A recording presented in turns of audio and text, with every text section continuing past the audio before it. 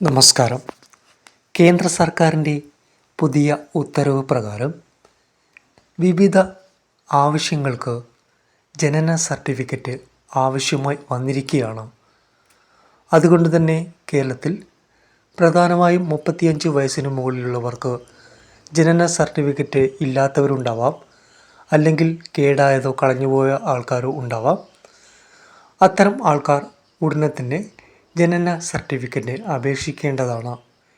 കെ-സ്മാർട്ട് വഴിയാണ് ഇത് അപേക്ഷിക്കേണ്ടത്. ഇതിന് തൊട്ടടുത്തുള്ള അക്ഷയ കേന്ദ്രങ്ങൾ വഴി നിങ്ങൾക്ക് ഇതിനുള്ള സൗകര്യം ലഭ്യമാണ്. അപേക്ഷിച്ച് 2 ആഴ്ച അല്ലെങ്കിൽ 2 മാസത്തിനുള്ളിൽ തന്നെ നിങ്ങൾക്ക് ജനന സർട്ടിഫിക്കറ്റ് ലഭിക്കുന്നതാണ്. നമുക്കറിയാം, ജൂൺ മാസത്തിൽ സ്കൂളുകൾ തുറക്കുകയാണ്.